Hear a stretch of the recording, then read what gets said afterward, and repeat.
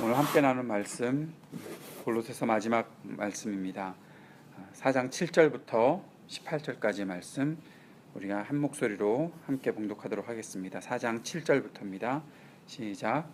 내 모든 사정은 두기고가 여러분에게 알려드릴 것입니다. 그는 주님 안에서 사랑하는 형제요 신실한 일꾼이요 함께 종된 사람입니다. 내가 그를 여러분에게 보내는 것은 여러분이 우리의 사정을 알고 마음의 위로를 받게 하려는 것입니다. 그리고 사랑받는 신실한 형제인 오네시모도 같이 보냅니다. 그는 여러분의 동양인입니다. 그들이 이곳 사정을 모두 여러분에게 알려드릴 것입니다. 나와 함께 갇혀있는 아리스다고와 바나바의 사촌인 마가가 여러분에게 문안합니다. 마가가 여러분에게 가거든 잘 영접하라는 지시를 여러분이 이미 받았을 줄 압니다. 유스도라는 예수도 문안합니다. 할례받은 사람들로서는 이들만이 하나님 나라를 위하여 일하는 나의 동역자들이요 나에게 위로가 되어준 사람들입니다. 여러분의 동양인이요 그리스도 예수의 종인 에바브라가 여러분에게 문안합니다. 그는 여러분이 완전하게 되고 하나님의 모든 뜻에 확신을 가지고 서기를 기도하면서 늘 여러분을 위하여 애쓰고 있습니다. 나는 그가 여러분을 위하여 그리고 라오디게아와 하에라볼리에 있는 사람들을 위하여 수고를 많이 하고 있음을 증언합니다. 사랑하는 의사인 누가와 데마도 여러분에게 문안합니다. 라오디게아에 있는 형제 자매들과 눈바와 그 부인의 집에서 모이는 교회에 문안해 주십시오. 여러분이 이 편지를 읽은 다음에는 라오디게아 교회에서도 읽을 수 있게 하고 라오디게아 교회에서 오는 편지도 읽으십시오. 그리고 아키포에게 주님 안에서 받은 직분을 유의하여 완수하라고 일러주십시오. 나 바울이 친필로 문안합니다. 내가 갇혀있음을 기억하십시오. 은혜가 여러분에게 있기를 빕니다. 아멘.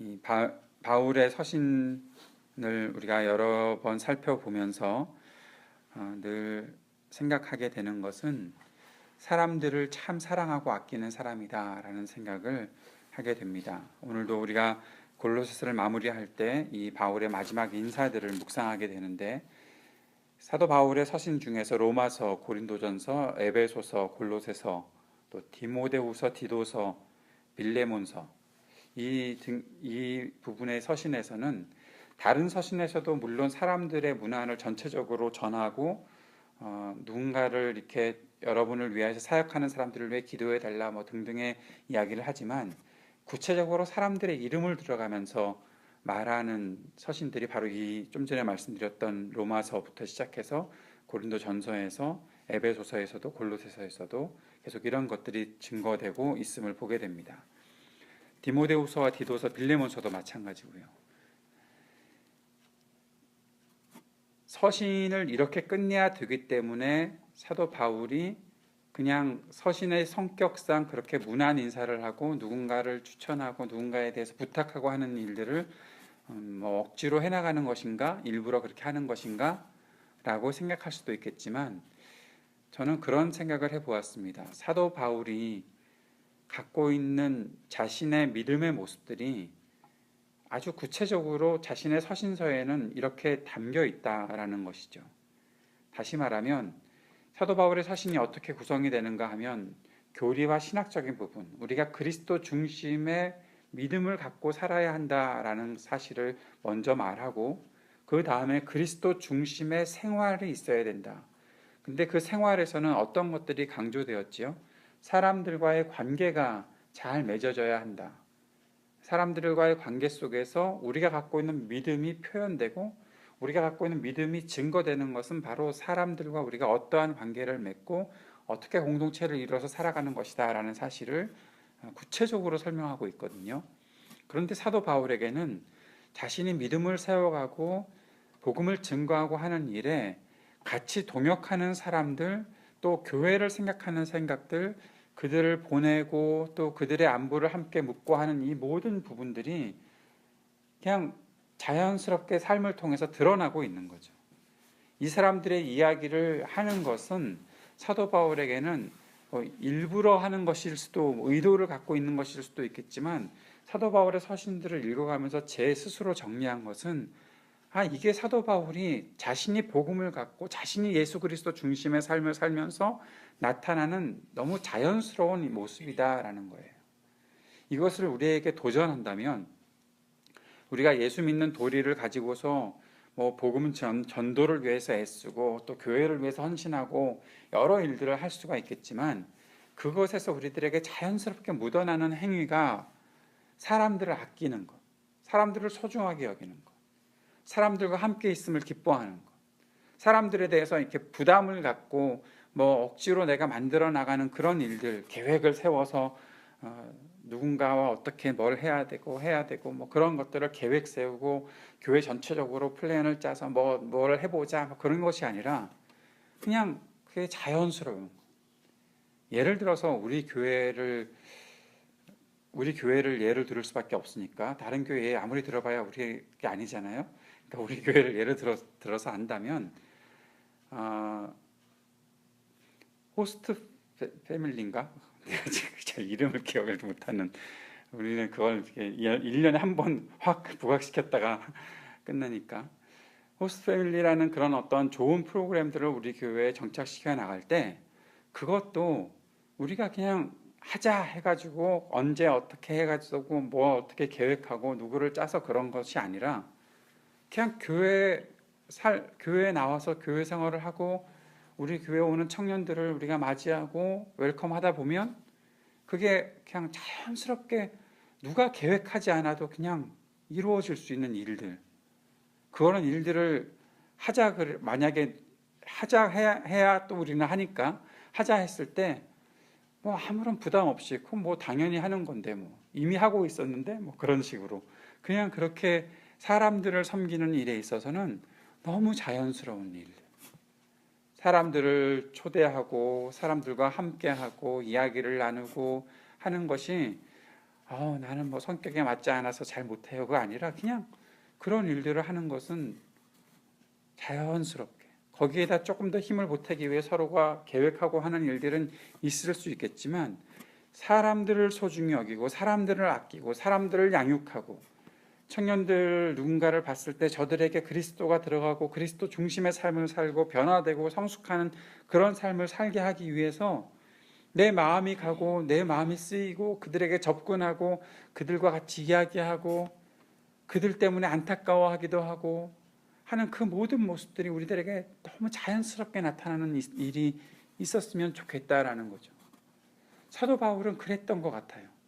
자신이 그리스도를 만나고 변화되고 복음 전도를 위해서 살았을 때에 그 복음 증거를 위해 살아가는 그 모든 순간순간들에 자신이 만나는 한 사람을 너무나 소중히 여겼고 그들 때문에 아파하기도 하고 또 그들과 함께 사역하는 일들에 기뻐하기도 하고 하는 이 모든 것들이 사도 바울에게는 예수 믿는 사람이라면 너무 합당하고 당연한 도리, 그것들이 몸에 배어 있어서 충만하게 넘쳐 흐르면서 사람들을 대하는 그런 삶들, 그것이 있었다는 것 부인할 수가 없어요. 이 말씀을 읽으면서 우리는 사도 바울이 참 여러 사람들의 이름을 또 우리들에게 알려주는구나, 우리 이 사람들을 또 공부해야 되는구나, 좀 이따가 공부할 겁니다. 어떤 사람이 어떤 사람이라는 거. 근데 그것으로 끝나는 것이 아니라 사도 바울에게 이런 사람들의 마음이 있었구나. 저는 이것을 이제 두 가지 측면에서 적용을 해볼 텐데, 사도 바울이 추천할 만한 사람들처럼 살아가는 두기고라든지 오네시모라든지 등등의 아리스타고 등등 여러 사람들의 이름이 나올 때 그런 사람들처럼 나도 살아야 되겠구나라는 측면 하나와, 또 하나 우리가 좀 전에 설명드렸던 대로 잊지 말아야 할 것은 그렇게 동역자들과 함께 사역하고 있었던 사도 바울과 같은 모습도 우리 안에 있었으면 좋겠다라는 거죠. 여러분이 그렇게 적용하지 않았으면 좋겠습니다. 그러면 목사님은 사도 바울처럼 적용하시고 우리는 다른 사람들처럼 적용할게요. 여러분 그렇게 하지 맙시다. 그렇게 너무 딱 갈라놓지 말고요. 저도 사도 바울처럼 사도 바울의 그 마음을 적용하고 살고 싶고, 또 하나는 여기 나타나는 한 사람 한 사람들의 이름처럼 그들의 삶들을 그대로 살아가는 사람이 되고 싶고, 여러분도 마찬가지로 사도 바울의 마음을 갖고 살기도 하고 여기 나타나는 사람들의 마음을 가지고 살기도 하는 그러한 적용들이 우리 가운데 있었으면 좋겠다는 거예요. 그 중심에 무엇이 있습니까? 사람을 위해서 애쓰고 그 사람들을 위해서 애쓰다 보니까 교회를 위해서 애쓰는 것은 너무 당연한 것이고, 또 교회를 위해서 애쓰다 보니까 복음 증거를 위해서 살아가는 것은 너무 우리들에게 합당한 일이다라는 그러한 어떠한 단계 하나하나가 우리 가운데 이루어질 수 있게 되기를 주님의 이름으로 간절히 원합니다. 사랑하는 여러분, 저는 이러한 꿈을 가지고 살고 이러한 꿈을 이루고 싶습니다. 우리 교회에서 함께 사역하고 함께 동역하는 여러분 모두가, 또 우리 교회에서 함께 말씀을 나누고 살아가는 모두가 바로 이러한 사람들이 되었으면 좋겠습니다. 이제 그런 사람들이 어떠한 일들을 했는지 한번 우리가 7절부터 말씀을 살펴보았으면 좋겠습니다. 여기 7절 9절에서는 두 사람을 추천하는 글들이 있죠. 두기고와 오네시모를 추천하는 것입니다. 10절에서 14절까지는 함께 있는 동역자들의 인사를 골로새 교회에 전하고 있고요. 15절에서 18절까지는 마지막 당부 인사들을 한두 가지 더 추가하고 있습니다. 여기 두기고와 오네시모를 지금 사도 바울이 골로새 교회를 위해서 보냅니다. 그들을 보내면서 사랑받고 신실한 일꾼이라고 말하는 사람들이 바로 두기고와 오네시모라는 사람입니다. 두기고라는 사람은 굉장히 중요한 사람입니다. 사도 바울의 서신을 여러 교회에 보내기 위해서 그 서신 배달하는 사람. 여러분, 사도 바울의 서신을 이 두기고가 제대로 배달하지 않았으면 우리는 지금 이 성경을 읽을 수가 없습니다. 바울 서신들을 읽을 수가 없습니다. 굉장히 여러 서신들을 보냈던 그런 사람입니다. 골로새서, 에베소서, 디모데전서 등을 전달하는 사역들을 했던 사람이 바로 이 두기고였습니다. 바울은 그를 가리켜서 자신의 형제, 신실한 사역자, 하나님의 일을 하는 동역자, 동반자라고 불렀기도 하고, 바울의 영적 아들이라고 말하는 디도가 없는 동안에 그를 크레타 섬에 보내려 했던 그런 일들도 성경을 통해서 우리가 볼 수가 있습니다. 사랑하는 성도 여러분, 여러분이 갖고 있는 마음을 전달해 줄 때 그 신실한 사람이 되어야지 그것을 받아서 누군가에게 전달해 주지 않겠습니까? 제가 이 땅에서 이 세상에서 읽었던 들었던 가장 슬픈 이야기 중에 하나가 무엇인가 하면, 한 남자가 어떤 여자를 너무 사랑해서 매일매일 연애 편지를 보냈대요. 그래서 그 여자가 드디어 결혼을 했대요. 누구랑요? 우편 배달부하고요. 매일매일 사랑 편지를 전달해 주던 사람하고 결혼을 했대요. 여러분, 이런 사람이 되어서는 안 되는 거죠. 사람의 마음을 전달해 줘야지 왜 자기 마음을 거기다가 전달해 줘서 그 마음을 뺏어갑니까? 저는 이런 어떠한 서신을 배달한다라는 사람의 이야기를 들을 때마다 그 이야기가 자꾸 떠올라요. 안 하려고 했는데 이게 듣다가 또 나와버리네. 사랑하는 성도 여러분, 누군가에게 내가 갖고 있는 중요한 것을 전달해 주려고 할 때 그 중요한 것을 전달할 만한 신실한 사람이 되는 것. 그리고 이 두기고라는 사람이 있었기 때문에 우리가 신약 성경의 그 바울 서신의 중요한 에베소서, 골로새서, 이 디모데전서 같은 성경을 읽을 수 있구나라는 생각들을 할 때마다 그가 얼마나 신실한 일꾼이었는지를 생각해 보게 되는 거죠. 두 번째는 오네시모입니다. 오네시모 많이 들어보지 않으셨습니까? 우리가 얼마 되지 않았어요. 빌레몬서를 묵상한 지 얼마 되지 않았는데 해가 지났다고 2년 됐다고 하시는 분들도 계실지 모르겠지만, 작년에 우리가 빌레몬서를 묵상하면서 빌레몬서가 어떻게 쓰여진 서신이죠. 빌레몬의 종이었던 오네시모가 바울에게 도망가잖아요. 근데 그 지역이 어떤 지역이었냐면 골로새 지역이었거든요. 빌레몬이라는 사람이 골로새 지역에서 굉장히 중요한 역할을 했던 사람인데, 그 안에 있던 오네시모라는 종이 도망간 거예요. 아마 주인에게 손해를 입히지 않았을까 싶은 생각도 드는 거예요. 그때 이제 바울이 오네시모를 빌레몬에게 보내면서, 오네시모가 나를 만나고 신실한 그리스도인이 되었으니까 너는 오네시모를 잘 받아주고 그냥 너의 노예나 종처럼 부르지 말고 정말 좋은 그리스도의 동역자로 인정해줬으면 좋겠다라는 그런 서신을 보내거든요. 골로새서와 빌레몬서는 거의 동시에 쓰여지지 않았을까. 그래서 바울이 옥에 갇혀 있을 때 오네시모를 보내는 동안 골로새서를 같이 그 가운데 보내고, 두기고와 함께 보내고, 또 그 편지를 가지고서 빌레몬을 만나지 않았을까. 그렇게 추측하기도 합니다. 어떤 것이 먼저 쓰여졌다라는 것보다는 거의 동시대가 아니었을까 싶은 생각이 들기도 합니다. 이렇게 변화되는 사람, 그래서 교회를 위해서 추천할 수 있는 사람, 여러분 노예였습니다. 그리고 주인에게 손해를 끼치고 도망갔습니다. 그랬던 사람이 변화가 되었고, 그랬던 사람이 지금 교회를 위해서 추천받는 사람이 되는 거죠. 그런 사람들이 나왔으면 좋겠어요. 제가 아픈 이야기를 하나 할까요? 제가 어렸을 때부터 자랐던, 아주 어렸을 때부터 자랐던, 처음 제가 교회에 발을 들였던 교회가 있었습니다. 그 안에서 한 25년을 제가 자랐던 것 같아요. 그리고 목회자가 되었습니다. 목사가 되었습니다. 나중에 그 교회가 목사님이 안 계시게 되었어요. 있던 후임으로 왔던 목사님께서 좀 힘든 일을 많이 겪으시고 교회를 이렇게 나갔고, 객관적인 평으로 하면 교회를 힘들게 하고 나갔고, 그 이후에 목회자가 없는 동안에 제가 이제 유학 준비를 하고 있는 중이었으니까 교회 사역을 하지 않고 있었거든요.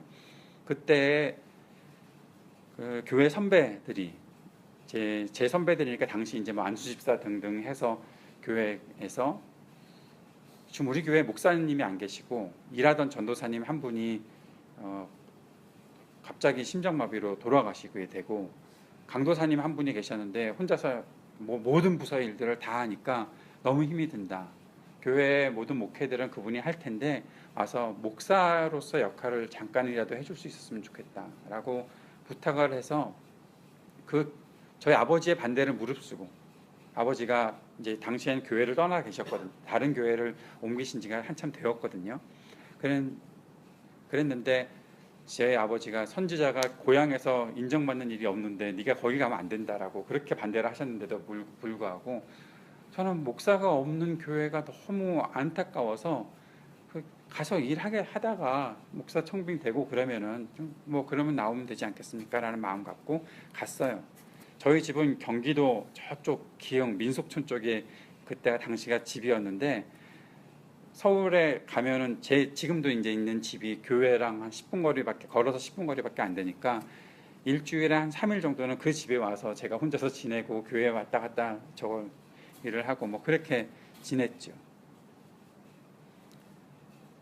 근데 교회에서 저를 싫어하더라고요, 진짜로. 한 3개월 정도 일을 했다 싶었는데 교회가 저를 이렇게 좋지 않게 여기는 것 같아요. 담임 목사 청빙 투표가 부결되고 나니까 온갖 것들을 저한테 뒤집어 씌워서 나 때문에 부결됐다, 내가 사람들에게 반대 의견을 일으켰다라는 그런 이야기를 막 던지고, 그 다음 주에 교인들의 반이 기도원에 가서 예배를 드렸다나 그러고 그래서 제가 너무너무 속이 상해서 그냥 선배들한테 나 가겠다고 그냥 그렇게 말하고 그냥 나와버렸어요. 누군가가 변화되고 왜 그랬을까 생각을 해보니까 결국에는 제가 어렸을 때부터 그 교회를 다녔던 사람이니까 저에 대한 인식이 그냥 어렸을 때 남아있는 거예요. 어른들께서는. 제가 목사가 되어서 와서 설교하고 교회를 축복하고 하는 일들을 이분들은 잘 이게 인정이 안 되나 봐요. 그럴 수 있겠다는 생각이 들어요. 사람이라면 그럴 수 있겠다는 생각이 들어요. 아주 어렸을 때부터 다니던 애가, 그 교회에는 저희 아버지 어머니 같은 분들이 주로 계시는데, 아주 어렸을 때부터 다녔던 이 꼬맹이가 앞에서 설교를 하고 뭔가 하는데 이게 눈에 들어오겠습니까? 저희 아버지도 제 설교를 들을 때 초창기에는 목사의 설교를 들으면서 은혜 받으시는 것이 아니라 설교를 잘하나 우리 아들이 설교를 잘하나 계속 그것만 보고 계셔서 제가 언젠가 말이 빠르다느니 저쩌고 자꾸만 뭔 얘기를 하셔서, 아버지 제발 말씀을 들으시고 은혜를 받으세요, 목사가 말하는데 그렇게 말하고 그랬던 적이 있었거든요. 어떠한 선입견들, 여러분 오네시모가 종이었습니다. 골로새 사람들 다 알 거예요. 종이었던 사람이 도망갔어요, 더군다나. 근데 도망갔는데 소문 안 나겠습니까? 빌레몬이 같이 지내는 사람인데 오네시모가 교회의 일꾼이 되어서 오고 있습니다. 그런 사람을 사도 바울이 추천을 해서 오고 있습니다. 사랑하는 여러분, 어떤 마음을 가져야 될까요? 똑같은 그러한 식으로 종이었는데 노예였는데, 당시의 노예는 그냥 사람의 소유지, 물건이지 한 인격체가 아니잖아요. 근데 그 사람이 그리스도인이 되어서 변화가 되고 교회의 일꾼으로 지금 오고 있습니다. 어떤 마음을 가져야 되겠어요? 교회에서 잘 자라서 목사가 된 사람도 무시하는 이 세상인데, 여러분, 종이었던 사람이 도망을 갔다가 변화돼서 올 수 있다는 생각을 우리가 할 수 있어야 되지 않겠습니까? 내 자신도 사실 그렇게 변화된 사람이잖아요. 여기 있는 우리 모두가 어땠던 사람, 어떻게 살았던 사람입니까? 지금 여기 와서 살면서 뭐 어느 정도 그래도 내가 사회적 지위가 있고 어느 정도 내가 갖고 있는 뭔가 인격이 있고 여러 가지가 있다, 그러니까 누구나 나를 인정해 줄 수밖에 없다라고 생각할지 모르겠지만, 예수 믿는 도리로 생각해 보면 예수 믿기 이전에 내 모습이 어땠는지 우리는 다 스스로 알잖아요. 그랬던 사람이 어느 순간 변화가 되고, 그랬던 사람이 어느 순간 교회를 위해 일할 수 있는 사람이 되고 한다는 사실은 얼마나 우리에게 놀라운 일입니까? 내 자신이 변화가 되고 내 자신이 그렇게 살아갈 수 있다면, 여러분, 우리의 마음에서 다른 사람에 대해서 이 오네시모를 받아들여야 하는 골로새 교회의 사람들의 마음이 같이 변화되어야 되는 거 아닐까, 그런 생각을 해보게 되는 것이죠. 사랑하는 여러분, 변화를 기대합시다. 그리고 변화를 인정합시다. 사람들에게 변화가 일어날 수 있다는 사실을 기억합시다. 그리고 그가 잘할 수 있다는 사실을 우리가 기억하고 살았으면 좋겠습니다. 사도 바울은 감옥에 있는 자신의 형편을 골로새 사람들이 듣고 걱정하지 말고, 그가 이렇게 사람들을 추천해서 보내는 그런 마음들, 그리고 아직도 복음을 위해 이렇게 일하고 있다는 사실들을 기억하며 교회가 함께 위로를 누리고 또 그 속에서 더 열정을 갖게 되기를 원하고 있었습니다. 위기를 겪고 있었던 골로새 교회가 사도 바울의 이런 모습들, 그리고 그들을 위해서 일해 줄 수 있는 사람이 있다는 사실들을 깨닫고 힘을 얻기를 바라고 있습니다. 몇 사람 더 바울이 이야기하고 있습니다. 함께 지금 있는 사람들의 문안을 전하고 있는 것이죠. 아리스다고, 데살로니가 출신으로 사도 바울의 신실한 동역자라고 소개하고 있습니다. 그는 에베소에서, 사도행전에 보면 에베소에서 은을 세공했던 사람들이 일으켰던 어떤 소동 때문에 죽을 뻔했던 그러한 일들로 겪었던 사람입니다. 계속해서 바울과 함께 사역하면서 그 사역이 어디까지 가나 하면 로마의 감옥에 갇히게 될 때까지 함께 사역하고 있었던 그런 사람이 바로 아리스다고였습니다. 마가의 이름도 여기 등장하고 있습니다. 마가. 저는 마가를 볼 때마다 이게 애틋하거든요. 왜냐하면 사도 바울의 그 계속되는 전도 여행 여정이 너무 힘이 들어가지고 도망가 버렸거든요. 나 안 해. 그리고서 밤빌리아에서 그들을 떠났습니다. 사도 바울이 그것 때문에 얼마나 실망을 했는지 모릅니다. 바나바의 사촌이거나 뭐 생질이라고 그렇게 할 그런 관계를 갖고 있었기 때문에 아마 바나바는 계속해서 마가를 변론했지만 그 일 때문에 결국 바나바와 바울이 이렇게 갈라서게 되었잖아요. 한 사람 때문에, 도망간 한 마가라는 사람 때문에 바울의 신실한, 바울의 뭐라고 표현하면 좋을까요? 요즘 말로 하면 절친도 아니고 거의 소울메이트가 되어야 되지 않겠나 싶은 바나바와 바울이, 바나바가 어땠던 사람입니까? 바울을 예루살렘 공회에 추천했고 바울의 사역의 장으로 올 수 있도록 그렇게 만들었던 사람이었는데, 그 사람과 여행을 계속하지 못했어요. 싸우고. 누구 때문에? 마가 때문에. 얼마나 바울이 마가에 대해서 실망했겠어요. 그리고 바나바가 마가를 데리고서 다시 양육합니다. 바나바의 마음은 또 그동안 어떠했겠어요. 근데 마가가 변화될 수 있다는 생각을 갖고서 그를 계속해서 양육했고, 결국 마가는 변화되었고 후에 베드로에게 가서 다시 그리스도의 그 제자된 삶을 살아가게 되었고, 복음서 중에 가장 먼저 쓰여졌다고 우리가 볼 수 있는 마가복음을 기록한 사람이 되었던 것이죠. 이 마가가 지금 바울과 함께 있고 골로새 교회의 문안 인사에 같이 등장하고 있습니다. 여러분, 사람은 변화될 수 있어요. 사람은 소중히 여기는 사람들이 옆에 있으면 다 변화될 수 있어요. 아껴주지 않기 때문에, 소중히 여기지 않기 때문에 그냥 방치되는 거예요. 우리가 그들을 아껴주면, 우리에게 있는 사람들을 아껴주고 함께 격려하고 함께 소망을 갖고 기도하고 동역해 나가면 변화될 수 있어요. 유스도라는 사람도 같이 등장하고 있습니다. 신약성경 유스도가 많이 나타나는데 어떤 사람인지는 명확하게 나오지 않고 유대인들이었다라고 그렇게 소개되었고, 동역자이고 위로가 되어준 사람들이라고 소개하고 있습니다. 그리고 12절 13절에서 에바브라가 소개되고 있습니다. 에바브라는 골로새 교회에는 특별한 사람이죠. 우리가 처음에 시작할 때 에바브라에 대해서 같이 묵상했었죠. 에바브라는 골로새 교회를 세웠던 사람, 교회를 위해서 애쓰는 사람이라고 그렇게 소개되고 있는 사람입니다. 예수 그리스도의 종, 성도들을 위해 기도 가운데 항상 힘을 다하는 사람, 하나님의 모든 뜻을 완전하고 확신 있게 전하면서 교회를 세우기 위해서 함께 나아가는 동역자였던 사람입니다. 이런 에바브라 같은 사람이 되었으면 좋겠다라는 거죠. 결국 교회는 에바브라 같은 사람을 통해서 세워지는 것입니다. 누가와 데마도 소개하고 있습니다. 누가는 누가복음의 저자, 사도행전의 저자이지요. 바울의 전도여행에, 거의 모든 전도여행에 동행했던 사람으로 볼 수 있습니다. 의사였고 사랑하는 의사라고 말했을 정도로 아마 사도 바울의 연약한 몸들을 옆에서 많이 지켜주었던 사람이 아니었을까 싶습니다. 한 사람이 더 등장하는데 데마이죠. 데마는 사실 후에 사도 바울이 나를 버리고 데살로니가로 갔다라고 그렇게 다른 서신에서 기록되어 있는 사람이기도 합니다. 그러나 지금 이 동역하고 있는 그런 가운데 있는 사람이다라는 것을 우리가 알 수 있습니다.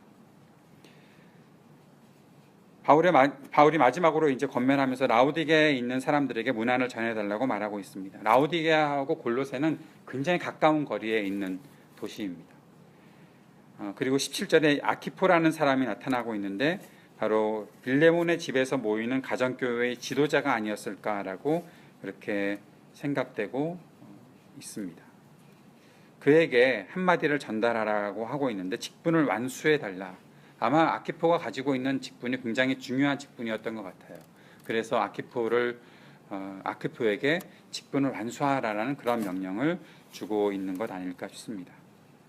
사랑하는 여러분, 골로새서 말씀을 마무리하면서 우리가 그리스도 중심의 삶, 그리스도가 바로 우리의 모든 것이다라고 말할 수 있는 삶을 살아가는 사람들이 되어가는 과정에 그것이 이제 나 한 사람의 어떤 믿음 생활뿐만 아니라 내가 이루어가는 모든 믿음의 삶들, 교회, 그리고 함께 관계를 이루는 우리 가정, 또 함께 일하는 사람들, 이 모든 사람들을 통해서 함께 그런 영향력들이 나타날 때 오늘 그런 영향력들이 이제 조금 더 한 단계 더 나아가서 사도 바울이 자신의 동역자들을 누군가에게 교회에 추천해 주는 그런 사람들이 되는 것처럼 우리에게도 그런 변화와 성숙이 일어나기를 원하고, 또 우리가 누군가를 함께 키우고 양육해 나갈 때 그들에게 분명히 이러한 변화가 있을 것이다, 성숙이 있을 것이다 라는 확신을 가지고서 사람들을 대할 수 있는 우리의 삶이 되었으면 좋겠습니다.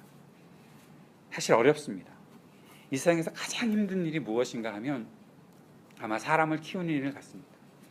부모된 우리 여기 거의 대부분이 부모님들이시니까 알잖아요. 벌써 몇 년 키워봤는데 이게 쉽지 않다는 걸 아시고 있잖아요. 언제쯤 그만두게 될까요? 이걸 내가 죽어야 그만두지 않을까 싶은 생각이 듭니다. 왜냐하면 자식을 먼저 보낸 사람들은 그 자식을 먼저 보낸 것 때문에 평생을 아파하면서 지내니까 아마 부모된 사람들의 그 마음속에 있는 그 애씀이라는 것은 자신의 생명이 끝나야 끝나는 것 같아요. 부모가 되고 난 이후에는 그렇게 될 수밖에 없지 않을까 싶습니다. 장애 후 부모들을 만났었습니다. 그 중에 이제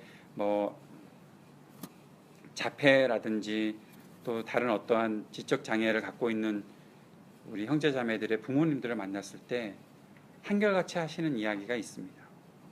사회에 잘 적응하기가 어려운 그런 아이들을 키워나가면서 그 부모들의 소원 중에 하나는 내가 얘네들보다 하루만 더 사는 게 소원이에요.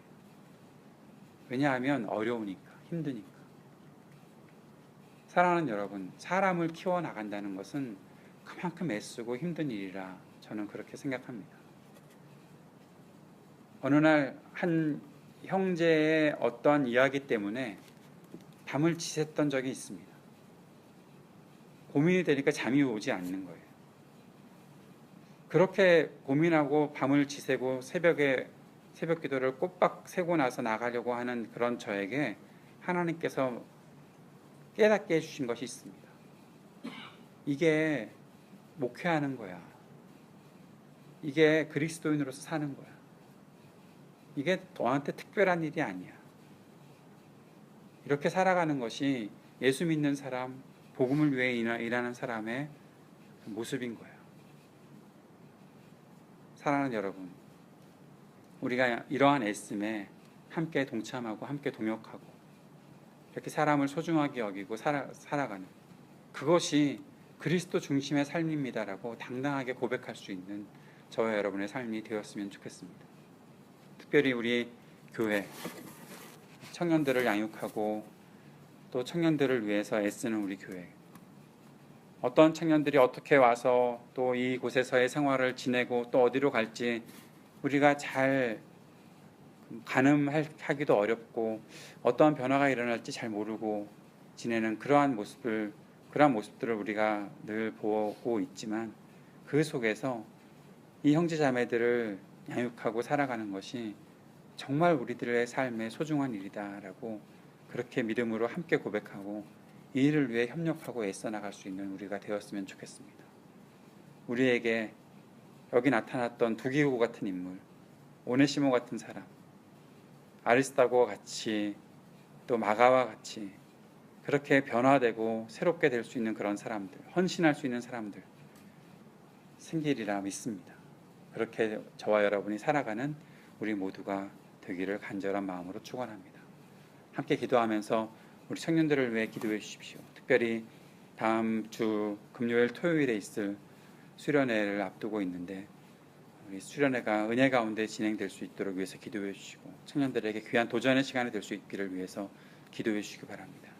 이곳에서 함께 생활하고 함께 믿음 생활하는 우리 청년들이 변화와 성숙을 맛보고 또 그 안에서 예수 그리스도 중심의 삶을 살아가며 주저하지 않는 기쁨 또 그러한 감격이 있도록 주님 역사해 주시고 우리를 그렇게 사용하여 주옵소서. 함께 기도하는 시간 되었으면 좋겠습니다. 내일 주일 예배를 위해서도 기도해 주시기 바랍니다. 함께 기도하겠습니다.